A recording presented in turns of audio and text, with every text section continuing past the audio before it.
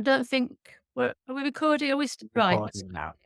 Sorry, Peggy. Should we start? Yes. I was wanting to know about your background, what My this all means to you, person-centered.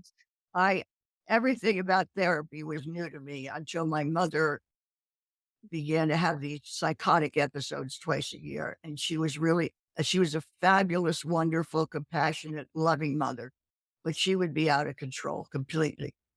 So finally, my father had her admitted to a psychiatric hospital, and the way she was treated was so appalling to me that I began to look. They gave her the electroshock therapy, the big heavy duty electroshock therapy when it was what they did. Now they can't do that anymore. And they took her away. She was no more my mother when I would go to visit her. The only thing she never forgot was her children's names, but that was all. So Mm. she's kind of gone, and then she'd get home and she's going to recover herself, and then she'd go into a psychotic episode again. So I began to look through everything I could read in the field of psychology to see if there was something that I thought would be right for my mother. And that's when I discovered the writings of Carl Rogers. And before my mother died, she shook Carl's hand once. She was very old, never worked with him, but we had a big celebration for a colleague's doctorate, and Carl had been on the committee, and my mother was invited. So but she never got to work with him. But Mhm. I said, "Oh my God, I love what this guy does." He would have met my mother, and Mm. immediately he would have known that she was a woman, brilliant, married to a intellectually brilliant man who Mhm. was famous in the field of law, started his own law firm, got accolades everywhere he turned. And my mother was taking care of 4 children. Nobody ever noticed her Mhm. activity, so that's how I found Rogers. And one day my father called me and said, "Peggy, there were 3 sisters. Peggy, when you were born, I took out insurance policies on each of you, and they're matured. I'm gonna give you the money from your insurance policy." And I said to my husband, "I'm going back to school." And I thought I was going for journalism. And then I looked down and there were 5 little kids born in 7 years, running all over the place. I said, Good "Why heavens. when would I ever get to read a paragraph, let alone write a?" So I decided to take a master's in human development. And the master's degree that I found it was based on Rogers' philosophy of education. Uh-huh. Uh-huh. And very quickly, I was invited to be a group leader of students, and then I was invited to join the faculty. But it was because Rogers' philosophy and his exquisite respect everybody, no matter how dysfunctional they were. That blew me away. Mm. Mm. Mm. No, so that's all I wanted to learn about in those days was, Mhm. and I think the reason my 5 children are so amazing, 2 of them are international diplomats, one's in Jerusalem, one just got out of Iraq, is because of the way I understood now how to be a mother based on Raj's philosophy. And there's nothing in my life I'm more proud of than my family. I have the most the the oldest one who's coming soon was raised by his father. He's a Wall Streeter. And I always say to people, "Well, Bob raised a Wall Streeter and I raised him." And it's true. But and then I was so consumed with reading everything Carl had written. One day I heard that he was coming to the East Coast of the Adirondack Mountains, and he was doing a 16-day workshop. And here I was with these 5 little children, but I had a sister who was the most important person ever in my life. And she said, "You are going to that workshop. I Mm. am sitting and I am paying the tuition." And the tuition, by the way, typical of Carl, self-selected. I had no money, extra money, between $250 and like 4,000. That was the range. Wow. And Buddy took a pretty low range. And in that workshop, there were 110 people from all over the world. And you drew your room out of a basket, and I ended up in the kitchen, over the kitchen, this with the kitchen staff, none of whom were in the workshop. I didn't know anybody. I was really shy, timid. Um, on about the 3rd day, there was a wild altercation that broke out between 2 men, probably in their 30s or 40s. And one of them became so enraged that he grabbed a chair, jumped up on a table, and threatened the other guy with the chair, holding the chair over his head. It was really scary. Yeah, yeah. Somebody said, "Dr. Rogers, this is becoming very chaotic. What are we going to do?" And Carl listened, thought for a minute, and then said, "I have no idea." And I said, "I'm home. This is the man that I want to study with. He lives his philosophy. He doesn't just talk nice, he lives it. He doesn't have any idea what to do."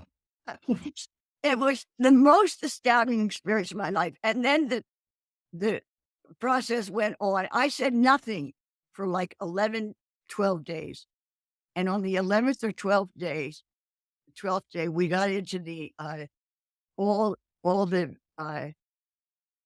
people wanting to say how fabulous this was and how I'd never been in an experience that was this wonderful. And I've never known people as well as I know all of you people. And I'm sitting there thinking, holy God, this isn't how I feel. Yeah, yeah, yeah. I, I stood up and I said, "I don't feel the way all of you feel. I feel scared. I feel isolated. I don't know what's coming next." And at the end, and it's at least 50 people said, "Oh, Peggy." Yeah. There's always somebody, isn't there? You know? And at the end of that workshop, and I wasn't aware of what was really going on Mm.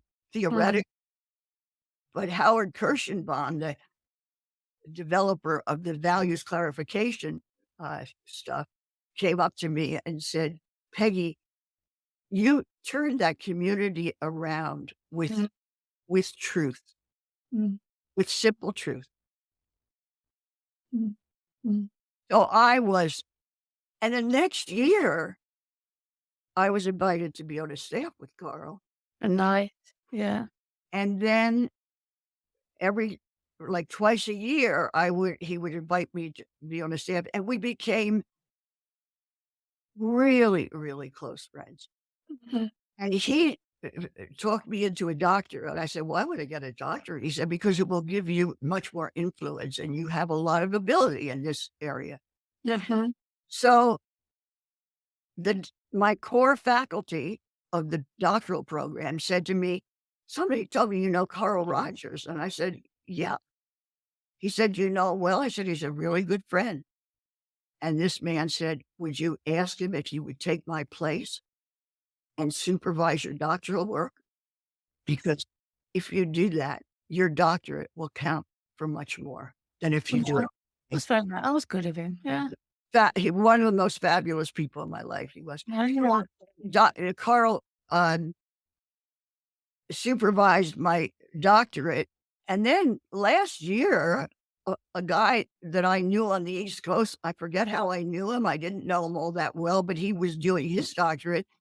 And he sent me a package of correspondence from the Library of Congress, What? correspondence between Carl and me. Oh, how strange. And most of it was from me because most of it was letting him know what I was learning in my doctorate. Mhm. Some of it just he would respond to me, and so he said, "Peggy, I found this in the Library of Congress." And he said, "It wasn't even under Carl's name." He said, "It was under yours." He said, "For God's sakes, I had to copy every piece of." So anyway, but I and in that correspondence, I used to challenge Carl and say, "Yeah, but what about this?" Mm. I was such a brat. "Yeah, but what if that happened?" And one day, one of Carl's letters said, "Oh, I got your letter," and I felt exhausted. I thought, "How am I going to respond to Peggy?" And then he gave a short response, and then he thoughtfully took the issue that I was bringing up, and the issue had something to do with people not what we're talking about. Mhm. People saying I'm client-centered and not being true. Yeah. Gosh, even then. Yes, and especially around Center for the Studies of the Person, Carl said Mhm. in response, "Peggy, you're not person-centered." Yeah. He said, We're not doing it." And then he wrote a very careful, like 5-paragraph piece and said to me, "If you would like to share this part of our correspondence with your students," because we were doing a training program that the Carl Mhm. that was very involved in. So we, but I don't know how did we. I don't know how we got so close. We just Yeah. I'm love. really I'm just really suddenly taken by that bit of Carl Rogers saying that's not person-centered, because so often in the UK, and I assume some other places, but in the UK, you're not able to say that's not person-centered because it's judgmental, it's this, it's that, and the other. And Carl Rogers would never say that. Yes, And one of my responses to that has been, Carl Rogers was usually teaching graduates anyway, so they were there through choice. They were doing their own development, which I think, from my reading, is a bit true. But it's really, I might take this little bit of the recording and publish it all over the world. Carl Rogers did say, actually, he have an opinion about what was person centered and what wasn't. It is a fallacy that he didn't have it. yeah. And what's wrong? You're not criticizing anybody. You're saying that is not adherent to the person-centered philosophy. Yeah, exactly. Period. Exactly. The end. He's not saying, "What are you doing? How could you do that?" No, he never. "I don't like the way you do it." He'd say, "That's not person-centered." Yeah. And Yes. person-centered, which people often say to me, has not been clearly defined. I say to them, I don't think anything has been more clearly defined. I go back to like 1964 or even Hmm. before that. Hmm. I read what Carl said. He never changed his mind. No, no. And when the person-centered approach came in, we all know that he said, "I'm beginning to see how that's been mixed up. I think this Yeah. is where part Yeah. of it started." Yes. He said, Yes. "For me, it's not mixed up. Mhm. Person-centered is exactly, theoretically, the same as client-centered." Yes. Yes. Absolutely. Absolutely. That always seemed to me a bit of a weird conversation. What's the difference? I mean, I get it why people can get into it, but the Yeah. theory is the same. Peggy, one of the things that many of us of a certain age know you for is, and Peter and I were saying earlier before we started recording this, was that we'd both gone back to your book and both been blown away by it. And I was saying to you last week when you and I met to talk about tonight, was about just how that book is as fresh today as it was when you wrote it, it seems to me. Um, it's up there with any of Roger's books. What what inspired you to that book? Well, let me say why I think it's so different. Mhm. It's so different because I started to see how much therapist has to develop Yeah. certain kinds of qualities in order to do this thing. Yeah. A therapist has to give up all authoritarian power, or you cannot be client centered. Yes. A therapist has to develop the capacity for empathy, the capacity not to judge people. And Mhm. nobody writes about how hard this is for how wonderful it is for the therapist. And so I think that's what I want to write about. I want to say to people, you have to go through so many changes in order to do this kind of work because it flies in the face of every other method of therapy. And I think it does. It still does. Yes, it still Right? does. Yeah. And well, one of the things in my life that I'm most grateful for, and I learned from my clients as recently as last week.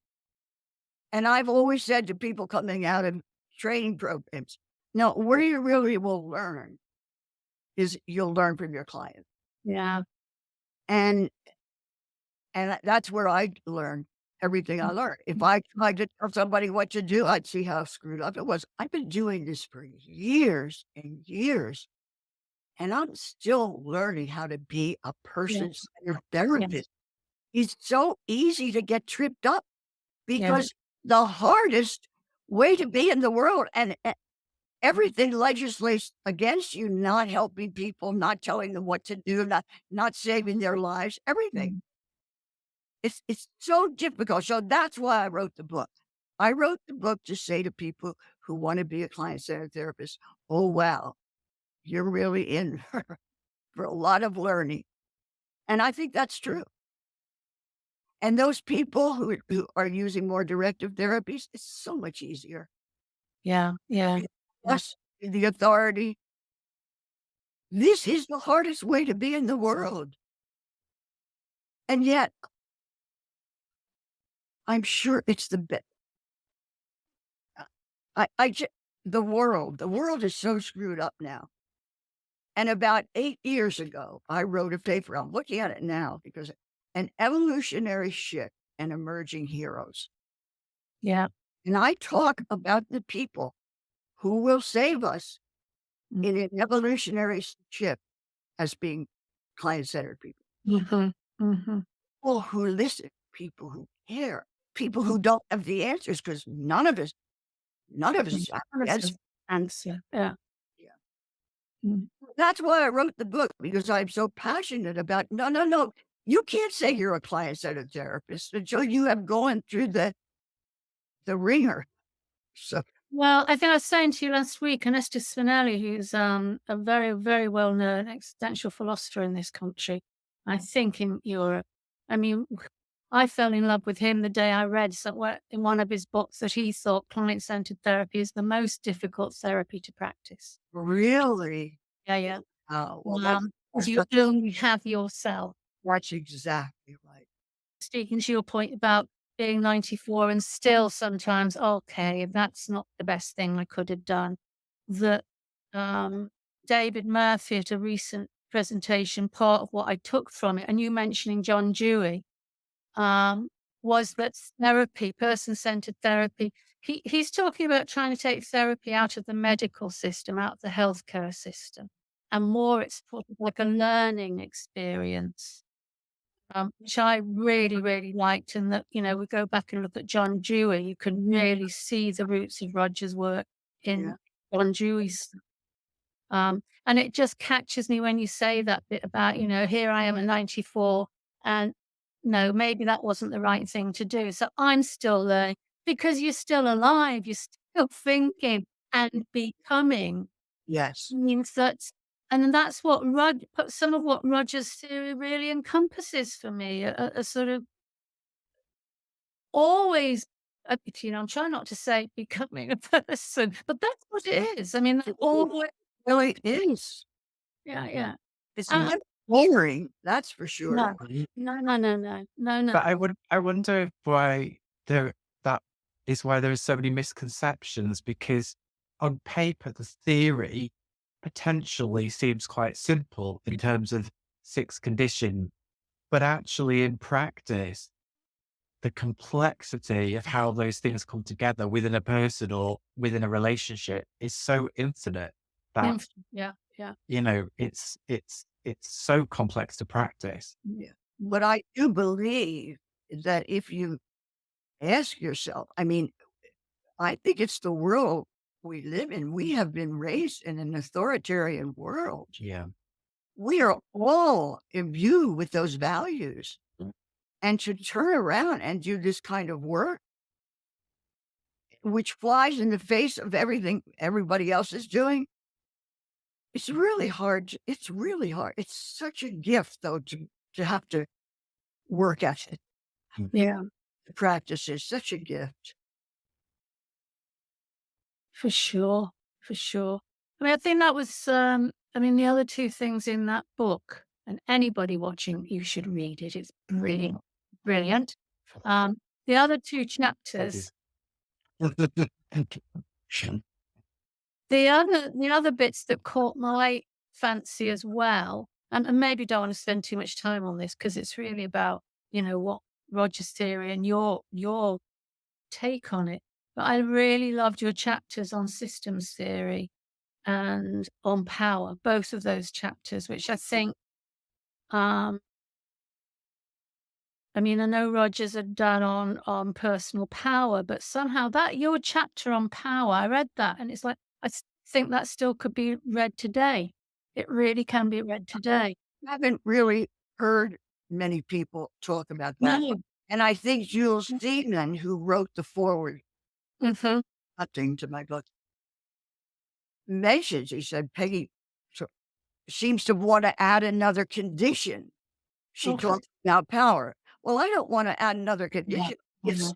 everything we try to do is that we have to resist those values that we've been raised with, that we're going to fix this person. Yes. We Yes. know what's bad, blah, blah, blah. It's, Yeah. it's so, I'm really glad to be talking to people who realize how hard it is and Yeah. how wonderful, instead of how simplistic.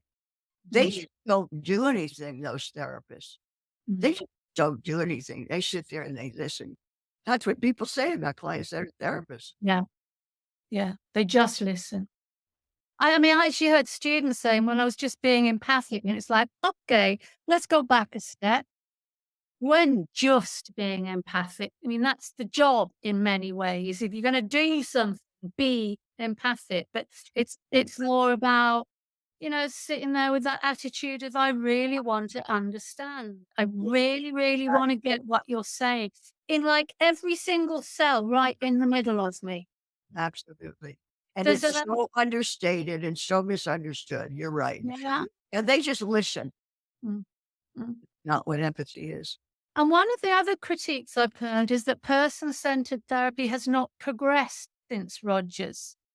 And I sort of think, well, I don't agree with that either. I mean, I think Margaret Warner's done a wonderful, from a sort of more experiential, but she's done a wonderful deconstruction of some of those so-called, the psychiatric diagnoses and actually what might be going on. And I like the way she's written them quite gently as well. I mean, she's not sort of like, it's like, here's some ideas.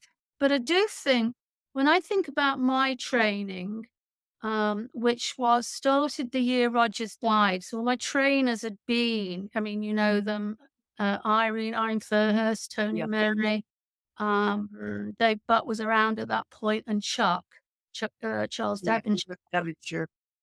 Um, I think that we think of empathy now much more deeply than I experienced on my training project or training program.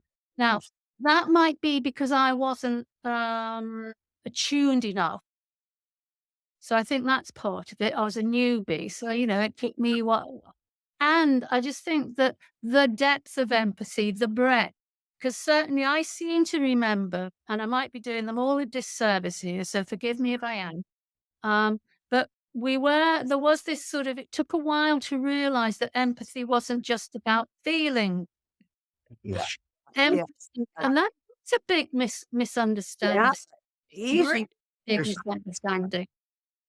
And if you're talking about, if your client's talking about computers for half an hour, well, they're not really doing the work, are they? It's like, well, hold on a moment. Who says? Yeah. What's the work? So Mm. it's really Yeah. sort of at every point what you're saying about radical for me. At every point, I feel like, and I'm quite happy. When they say children go through that stage of going, why, why, why, what?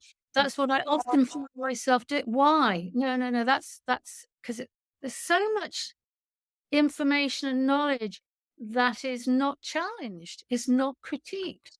And I I, think person-centered offers that critique. there's so much in that, Sheila, in terms of, and particularly here in the UK, like somebody talking about computers for half an hour, or people saying they're not doing the work because there is a pressure in a lot of the systems for outcomes, for um, movement. And like what Peggy's saying, there is authority behind that, what we should be doing in Yes. therapy, where people should be going and what should be happening. There's a Yeah. whole system around that now in terms Yeah. of expectations around what people think should be happening. And Or a the person-centered approach, this, unpacks all of that. Yeah. Yeah. Yeah. But you're saying people think something should be happening for the client. Mm.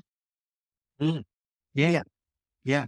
And I was listening to someone the other week, and that if something's not happening for the client, or if we can't show outcomes that meet what people want, then we're doing a disservice.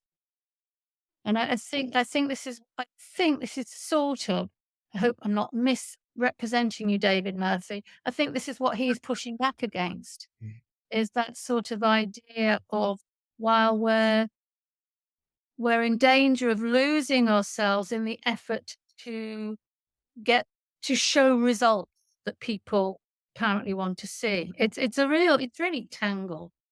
It's really tangled. And for me, it's not got a lot to do with therapy anymore. It really hasn't. I, I, I think that's the other thing that I ran into when I wrote that book. Mhm. I tell a lot of stories because what we're talking about is so subtle Yes. Yeah. that sometimes I feel a need to say, well, let me tell you this Yeah. story. Yeah. Like, I don't know how you teach No. re- experiences like that. I really Mm. don't. Mm.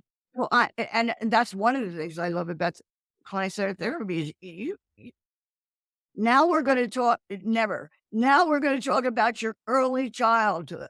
How Yes. was with your father? You just get a lot of stuff that you don't expect. Yeah.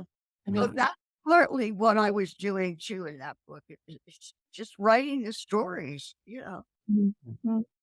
'Cause I think you're really right. I mean, I think that's sort of when I was rereading your book and the story of, how you accepted the gun off a client with the promise you would give it back. That was Mm. yeah. And when we were talking about it the other night, I mean, I think it's really exquisitely written, Peggy. It's really exquisitely written. And even when we were talking about it, the feel of it, the nuances, the hearing your voice in remembering that really brought home I mean, it sounds a bit cold, the interpersonalness of it. It's that what it was like for you and what you were trying to hold in that encounter. That's another thing, Sheila, too, though, the engagement of the Yes. therapist. If you're the expert, you don't have to engage at all. Yeah. Yeah. But we engage.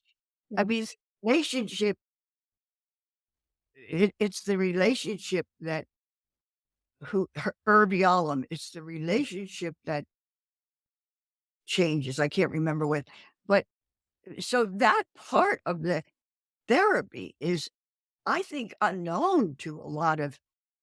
autocratic or authoritarian therapists. Yes.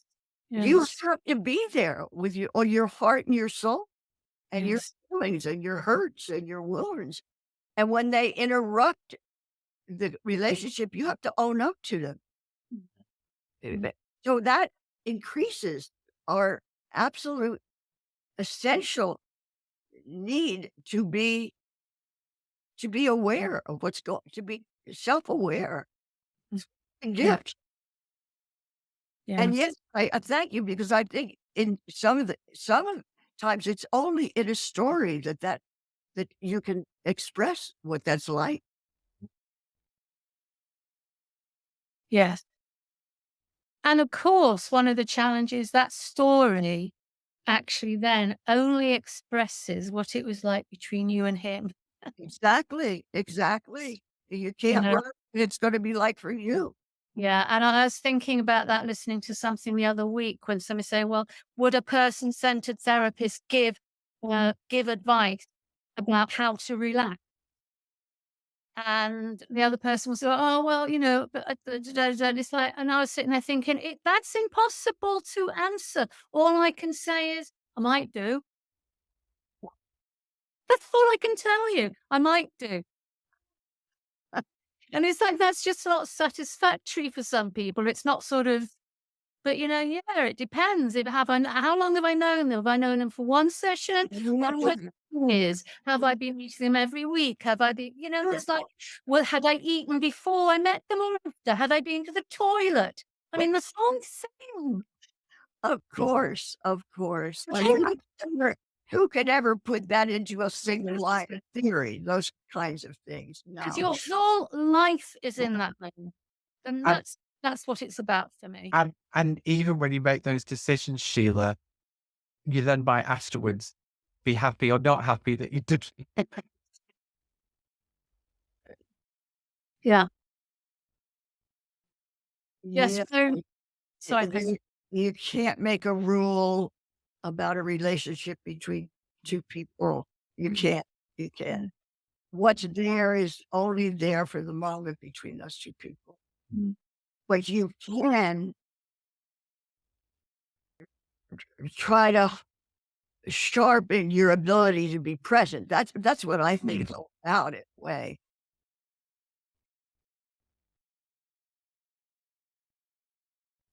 Gillian Proctor was at the World Conference this past summer in Athens. She was talking about congruence, and I don't know where to go with it, but I like some of this.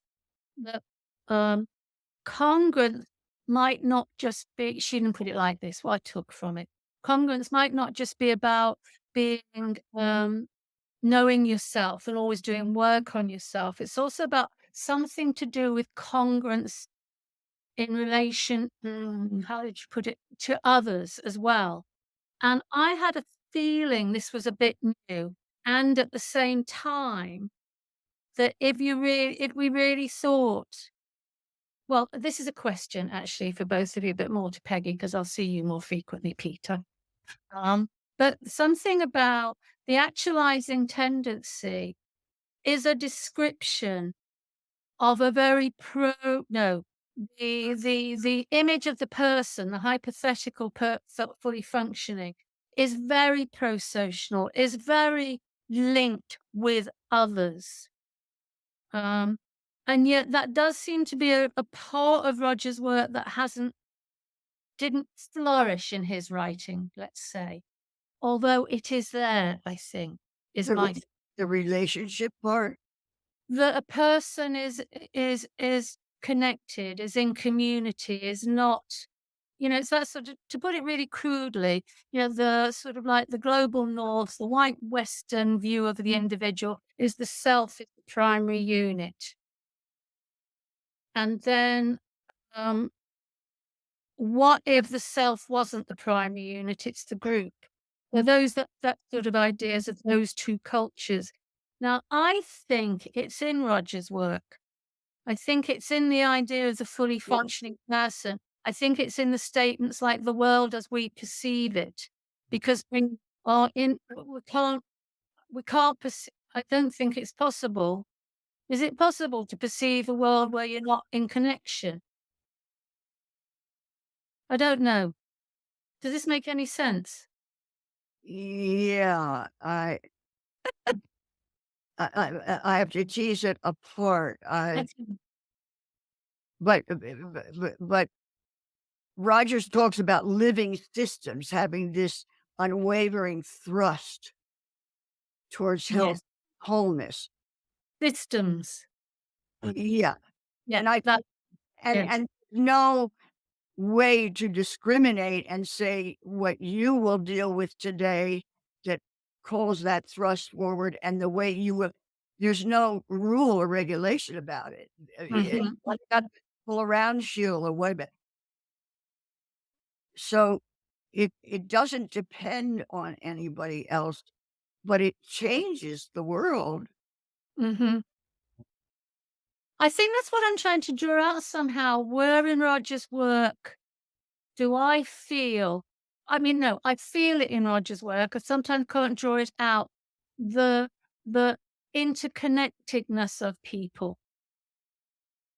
W- So But is that where Gillian's work was coming in terms of having congruent relationships no, with those no, models? not just congruent relationships. It was congruence with the other, which is congruent relationship. Yeah. But something about um, it's like I mean, the other chapter I really liked with your systems chapter in that book. There's something about, quantum, for example, and there's a there's a there's an electron there, and it's one there, and when one shifts, the other shifts at exactly the same time, even if they're thousands upon thousands of miles away. So that sort of interconnectedness. oh, And I think that's in Roger's work somehow, but I can't quite catch it. But I think it's one of the critiques that that some of Roger's theory is very much simply a product of white, Western, gendered, male type of psychology. And somehow that I don't think I'm being defensive for Rogers or missing it, but somehow I feel that because every time I've got hold of an idea around Rogers, you go back into his work and it's there. Everything people are thinking about seem to me to be prefigured. This one I can't quite get hold of can't quite get hold of in Rogers' work. So I just sort of wondered what you thought about that when you wrote about systems theory. Well, I'm doing exactly what you said. I'm going in back and thinking about individual interactions. Mhm. And I think both people impact a relationship. Yeah, that's how I feel, and that's how I feel. I just can't quite catch it sometimes.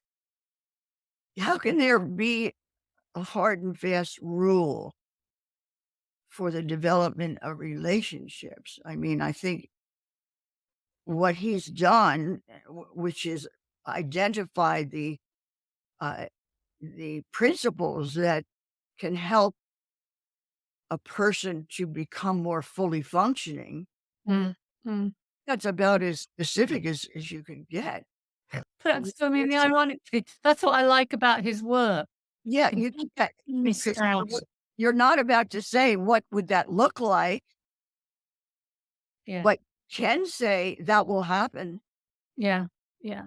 Is that where the critique comes in? Because like you were talking about, Peggy, you expressing it through telling stories. So if people have heard Rogers tell stories or seen his work recorded, then that's from his perspective how a white male connects with other people. That's how he interpreted it. But what I love about his theory is that we all have to do that ourselves Yes. individually. Yeah, Yeah, I yeah, absolutely think that's true, yeah. and it's gonna look different in everybody. And it's going to look different. I mean, when you compare those 2 videos and the commentaries that have been made, you did one of them, Peggy, on Rogers working with a black client, the 2 different ones. The change in him that X number of years later as well, as he was more open, he'd grown, if you like. Yeah. Well, our 45 minutes is nearly up, and I don't wanna That's gone stop. so quick. Yeah.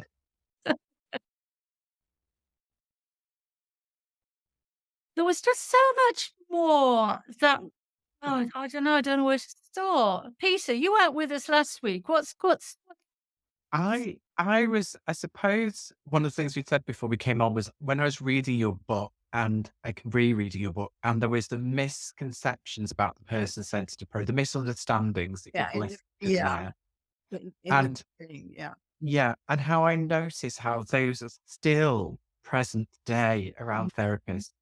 And it shocked me a little bit. I don't know why, but that almost as if things haven't moved on, as if we're still perceived in the same way and misunderstood all of the time by other therapists and other people as well.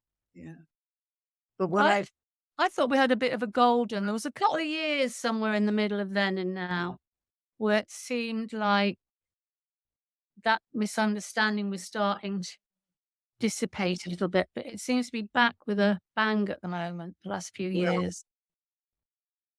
see, I'm not in a position right now to even talk to many therapists, but when we had our training program, which we did until I moved to Arizona, we had a lot of people who wanted to come to it who already had their doctorates, had been practicing for years, and every single one of them was blown away Mm.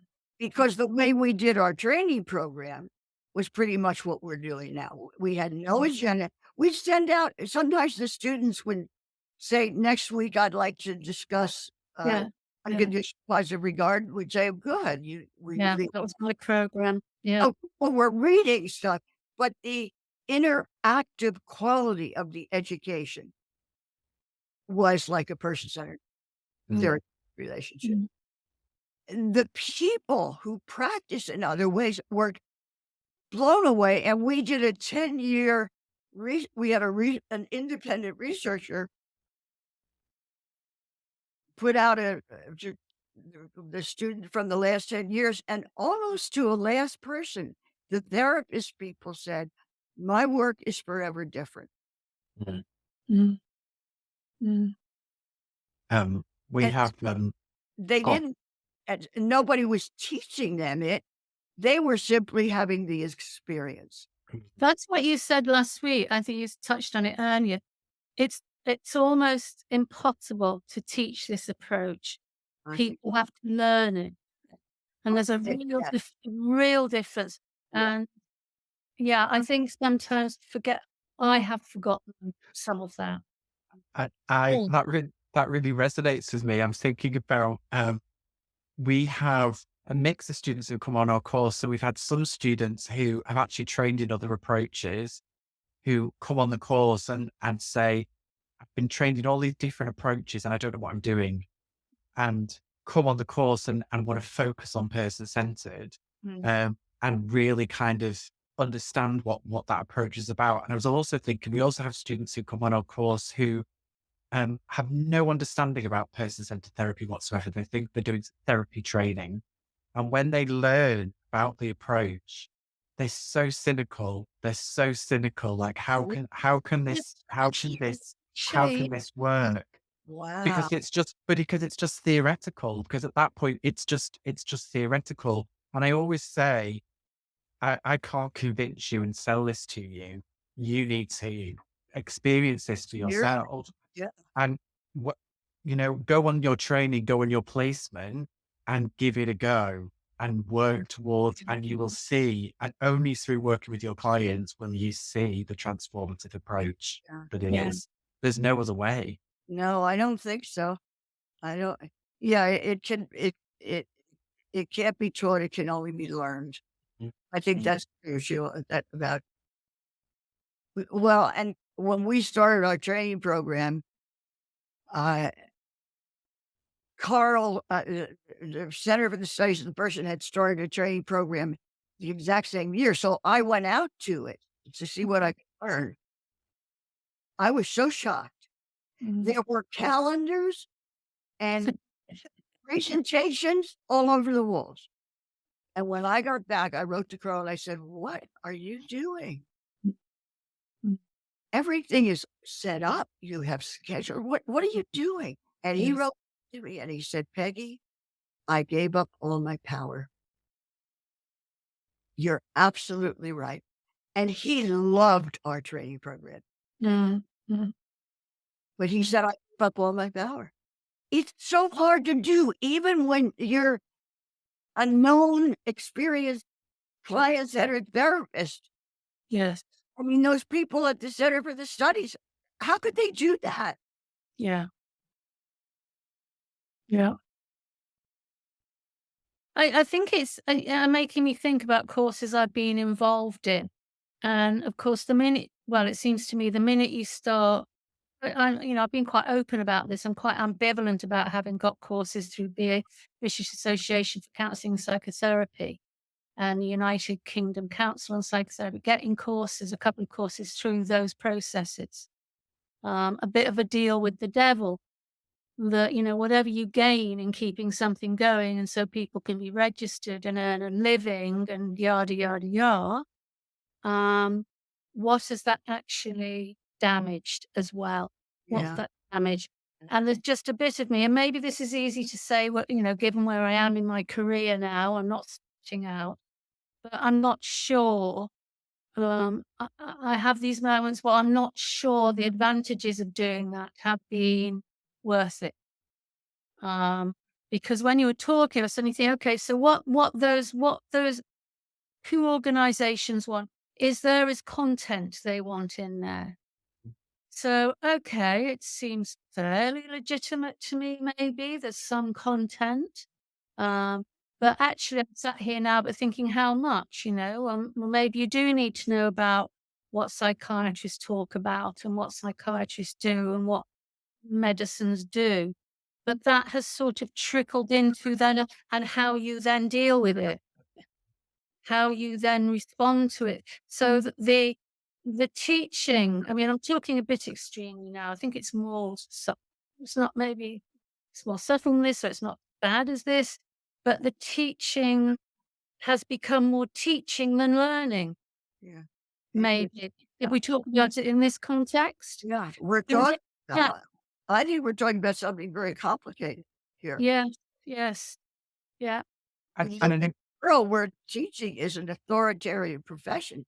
yeah, interesting yeah, and Sheila, the course I teach on is not accredited, and we've made a specific choice not to be. yeah. I don't see many counselling courses in the UK making that decision. The assumption seems to be that they need to be accredited, and people scrabble for that. And sometimes I just question why people Well, feel I that. mean, we built it ourselves. I mean, I Yeah. think that, there was a big in the institute I've just left. Um, I remember literally 30 years ago about there being this really big discussion about whether the organization should have its courses, undergraduate, should go for undergraduate validation. And it was a long, long discussion. There was a lot of ins and outs about it. The organization in the end decided yes. And And I was really sad about that because metanoia in those days, it still is a thing, was quite a big player. I've been quite open about this opinion. And then by metanoia, I think it was one of the first ones that went for a degree with that sort of thing. And so by going for the degree, or straight away, a lot of diplomas lost their standing. in our training program, we went through the same struggle. I negotiated with the Education Association, and we decided we couldn't do what we were doing and get a Mhm. credit. And so we said to the students, we're going to leave it up to you. We'll write anything documentation you need. But for us to agree to the way they say we have to do it, it'll ruin the course. It's a terrible dilemma. Were your courses, because my partner was involved in courses like that here in continental Europe. And so if I'm understanding right, what they could do at one point is the students could create an individual learning, so that the institute could write a letter for this individual student. But actually, they were all students, I think, who'd passed their first lot of, they were doing clinical psychology, and this was a part of it, actually. So scrub that. It's not a question because it's not the same. Our people had to agree that they wanted a course in client-centered therapy, even if it didn't have accreditation. And Mm. I was always surprised. I think it was such a great training program, Yeah. so beloved. But I was always surprised that people would put out money to come to a course where you don't get accreditation. But to get the accreditation would have destroyed the course. So I don't know why, because I don't know if you remember, you worked on the program I was working on. You and I worked together back in the day. Yeah. Um, always remember that. After uh, Irene and okay, Yeah. And we'd had a bit of a, well, there'd been a fallout on that. And the staff team split. And half the team carried on with a program without accreditation. So they set up a different institute with Chuck. And we got accreditation. We went for BACP accreditation, the association accreditation. And what I remember was one of the whole reasons the discussion came up in the first place was because we just weren't getting people coming on the course anymore. And with the first year we were able to advertise it as BACP, it was full, and the people who came all wanted to be counsellors, whereas previously it had been a bit of a mix. yeah, ours was a mix. Yeah, and that's why we went for it. And maybe, well, maybe it's for babies. It's a long time ago, but that was, It's hard not to go for it yeah, yeah, when yeah. people's professional lives depend on it. Mhm. Terrible sacrifice to give up accreditation. When I couldn't figure out how to do the kind of thing we were doing if it was accredited. I mean, I'd say this. I mean, I really liked our IPC because, I mean, Coney Mary was was really, really good at being able to articulate the learning and everything on our program. So, our little booklet was really small. These were the areas we'll probably cover. And I remember the word in there was probably. And then when they came to visit, it basically charmed birds off the trees. In a good way, everybody. Because he knew what he was talking about. I mean, that was part of it. He really, it was in his soul. Um, and people were prepared then to take more chances as well, I think. Something changed. It's not just us. It's something to me about trying to, it's like trying to work within the system, but still do your own thing. And I Mm. think almost what you're saying, Sheila, is that you almost managed to do that, find a way to do that. And Peggy's kind of saying, actually, she wasn't able to do that. It was too difficult to go there. And I sometimes think I was saying to you last week, Peggy, that, and I don't say this easily, but if person-centered therapy were to disappear because we won't buy into these systems anymore, let's say, I think it will come back.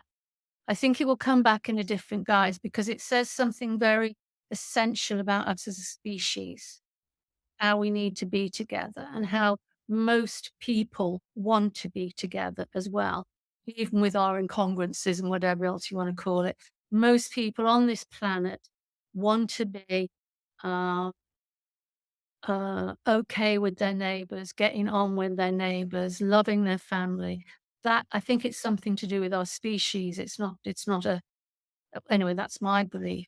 So I I think I mean I believe that we are in a paradigm shift. I think yes, yeah, institutions are starting to crumble. yes, Churches, the schools, the yeah, medical some, profession here.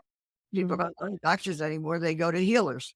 yes. And I believe that the replacement of these systems, Mhm. best thing that could ever happen in this world would be if they were person-centered. Yes. I Yeah. believe person-centered approach has a real opportunity Mm. to really influence culture because Yeah. we're going to have to build a new culture. Well, I was thinking that, Sheila, when you were talking about, well, can this approach only exist if it abides by the systems? And I wondered whether maybe this approach can't exist within those systems, and it has to Well, be yeah, outward. absolutely, absolutely. Well, look what happened to Carl. Mm, He wrote up his belief system, his philosophy. They kicked him out of the American Psychological Association for years, mm, maybe mm. 2, 3. And then before he died, he received their major medal twice. The only psychologist who had ever received it while he was alive. So he didn't give up No, to the system, did he? And I'm saying, wow, Carl didn't accommodate the system. And then when it came to destroying this training program, he everybody accommodated the system, and he was really crushed. yeah, yeah, yeah. Because I think it is not adaptable to the autocratic system that we live under. Yeah, I think that's right. I think that's right. A colleague of ours, Peter and ours, they did a presentation at one of the world conferences on about how um, person-centered therapists could maybe, remember Pete Saunders talked about, I think, or somebody talked about there being, people who work within the system, people who work outside the system, and maybe there's some people who should be bridges. And I think that was really what they wanted to be. They wanted to be that sort of bridge, in and out, and took a job in what used to be called IAP, the increasing I, what is it, Peter? Increasing access to IAP. Psychological therapies. Thank you. It's not called that anymore, so I really shouldn't worry too much that I can't remember what it stands for. But he took a job there, and I know that now it's just really, really unhappy and has sort of quite changed their mind in terms of there cannot be a bridge. It doesn't work. As soon as you went like this and talked Mm, about a break, I said to myself, I don't know if it's yeah. if What brain now, yeah. incredibly different, Mm, mm, but it can't modify it. mm, If you think about client-centered therapy, you can't modify yeah. empathy. You can't modify the therapist uh, not having the power, the client having the power. I don't know if it can be bridged, but I really believe that everybody who's alive at this point in human history has an opportunity here. And when I look at the training program, we did hundreds of people went through that program, and we just did not capitulate. And we didn't get as many people probably as, oh, I'm sure we didn't.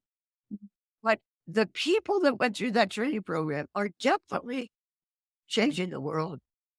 I really believe they're changing the world.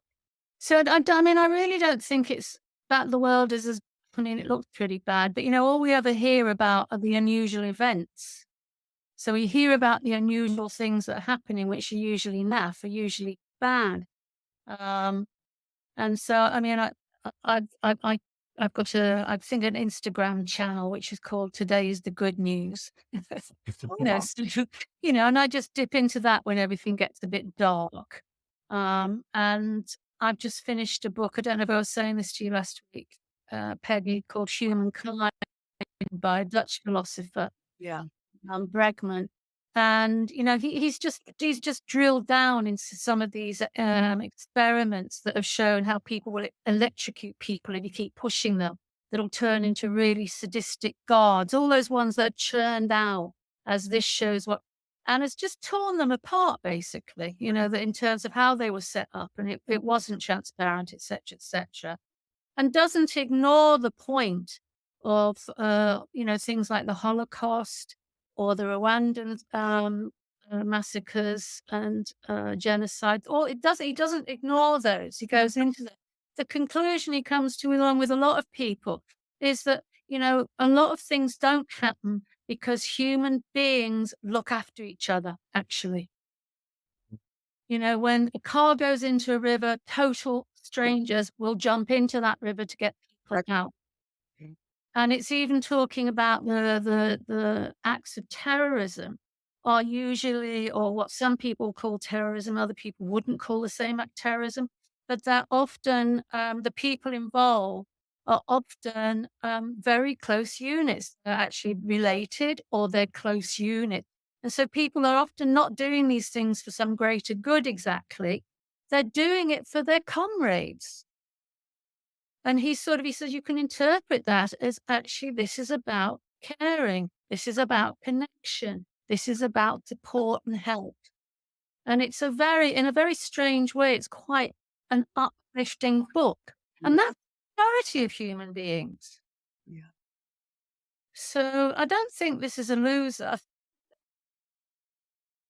Well, I think, as Carl said to me 20 years ago, you're living in the age of a shift in consciousness. Yes. It will be very painful, Peggy, but Mhm. remember the process is perfect. And we did a thing, a fundraising thing, a couple days ago. I think I told you, and found Mhm. out that it was too dangerous to do it in the next community. Mhm. And now, why am I forgetting why I'm telling you this? Sort of about the process. Somebody asked me, well, what the hell does that mean? The process is perfect. Mm. Mm. And I said, well, I think what it means is that the world is in a state of upheaval, and we're paying. We're paying for some of the things we've done, like the inequities, the racisms, the sexisms, the inequalities, and and the thing is blowing up now. Yeah. It feels like it's blowing up all over here in this country, especially around this election. Of course, it's Mhm. Mhm. yeah, I'm doing a lot of international Zoom work. Hear it in every country. Yes. Yeah, I think. I hear it everywhere, and I think we are at a cultural shift, and it can take many, many years for a cultural shift. 100, but I do believe that the institutions are crashing and burning, and Yeah. so if I were, well, I'm still keeping on going, but part of my hope is that we can start to penetrate some of these autocratic systems and help them to see there's a better way to go. Yeah. Give it a shot. I think there's going to be a lot of individual pain for some people more than others in this process, but you're making me think of that very rarely mentioned thing, the formative tendency. You know, that's we're not, there's something about sometimes thinking, this is thing for me reading about solar system. What's his name? The guy's got some TV program on BBC at the moment about the solar system. And I start thinking the solar system is quite big. And we're this planet. And if this planet disappeared out of the solar system wouldn't be destroyed. So there's also some sort of, for me, some sort of shift about we really aren't the center of the universe. The sun really doesn't go around us. That's true. And for me, that's the formative tendency that puts us remember that picture where that was taken from, I don't know, millions and millions of miles out into space, and somebody had put a little mark round the pixel that was Earth. It's like, yeah, this is, and it's not to ignore the micro, but the macro is a different story. Yeah. It really is. I don't know where that leaves me, but that's Well, I always felt like the phrase for me is like the opposite of person centered. Like we're not the center of the universe. yeah, Even though in therapy we are, yeah, center of our own universe, but not the yes. universe. That's the context. That's the Mm. context. But it sounds like both of you are involved or have been involved in training therapists with one Mhm. organization or another. Mm, A great opportunity, but there are things that keep us from Yeah. being fully what we want to be, and that's for things like sure. authorization and validation and Yeah, credentialing, all that crap. yeah. And the whole idea that, that survival is based on expansion and getting bigger and doing this. And it's like, I just don't quite understand that model anymore, given that's what's destroying the planet we live on. But it's okay to do it in this area or that area or this course or that course. It's very, very strange. And seeing some courses, I mean, we have about 30 people come in each year into our course, but some courses have like 90 people, you know, and then it's disproportionate in terms of like how many like the size of the groups that they go into, you know, where you can't have that intimate connection and learning between people because there's just so many people Yeah. training. But that's the institutions that we're in, is to push for more students and bigger courses. Actually, Peggy, you've just given me a little ray of help because that is the education system crumbling in the UK.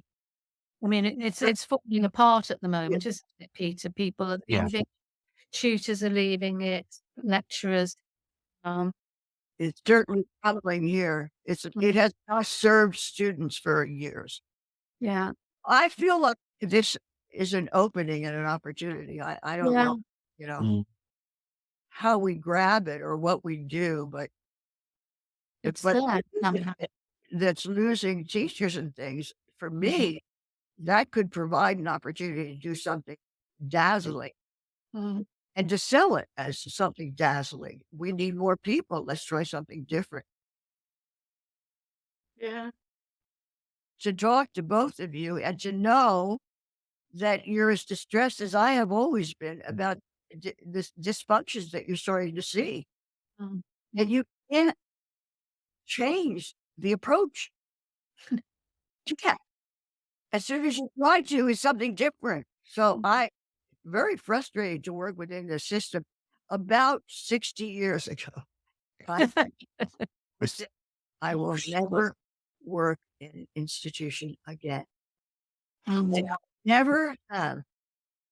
And it has been a brilliant decision. And yeah, able to do whatever I wanted to do. And there were always people around who want to do what you want to do. mm. See, now, when things in the system aren't working as well, I feel like maybe we've come to a little bit of Yeah. a, I don't want to say close, but I guess it is a close. Thanks, Peggy, and maybe we can do it again some other time. thank Yeah, you for the yeah, opportunity to reread my book. thank Thank you. you. Yeah, Thanks everyone for watching. bye. Thank you.